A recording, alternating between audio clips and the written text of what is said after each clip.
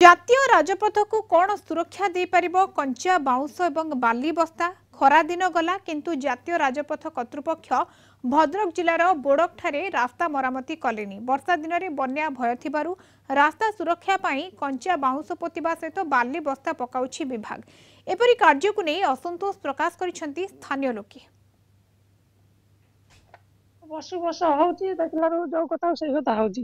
ଯଦି ଏଟା ଭାଙ୍ଗିଯିବ ହେକ୍ଟର ହେକ୍ଟର ଜମି ସବୁ ହେଇଯିବ, ନଷ୍ଟ ହେଇଯିବ।